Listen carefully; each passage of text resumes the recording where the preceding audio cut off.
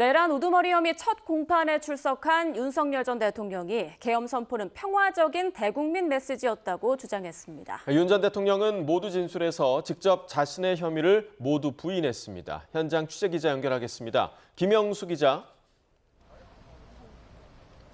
네, 서울중앙지방법원입니다. 네, 윤석열 전 대통령 탄핵 심판에서도 경고성 계엄이다, 호소형 계엄이다라고 주장을 했었는데 비슷한 취지로 말하고 있다고요?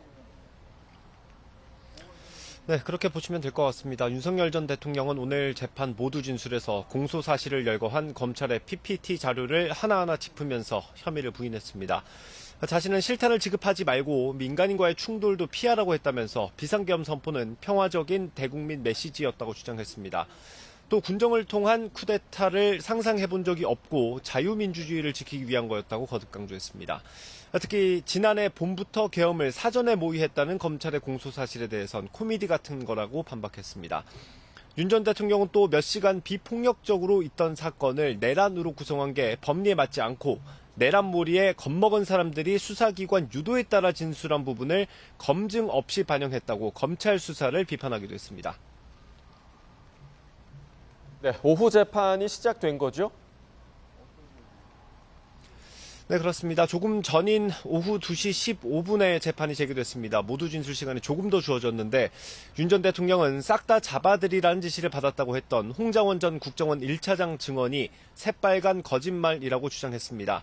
또 비상입법기구 검토 의혹에 대해서는 넌센스라고 말하기도 했습니다. 모두 진술이 모두 마무리되면 증인신문이 예정돼 있습니다. 조성현 수방사 1경비단장과 김형기 특수전사령부 제1특전대대장의 증인신문이 예정돼 있습니다. 두 사람 모두 상관으로부터 국회에서 의원들을 끌어내라는 지시를 받았다고 증언한 인물들입니다.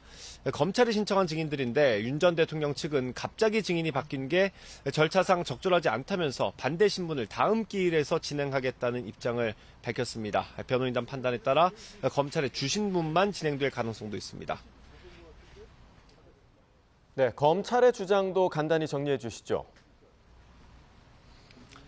네, 검찰은 1시간 넘게 윤 전 대통령이 받는 내란 우두머리 혐의 공소 사실을 설명했습니다. 검찰은 윤 전 대통령이 법적으로 비상계엄을 선포할 수 있는 상황이 아니었는데도 군과 경찰을 동원해 헌법기관인 국회와 선관위 기능을 방해했다면서 국헌을 문란하게 할 목적으로 폭동을 일으켰다고 강조했습니다. 앞서 말씀드린 것처럼 검찰은 PPT 자료를 통해 윤 전 대통령이 비상계엄을 준비하는 과정부터 실행까지 구체적으로 설명을 했고요. 당시 군과 경찰이 어떻게 움직였는지까지 상세하게 나열했습니다. 지금까지 서울중앙지방법원에서 전해드렸습니다.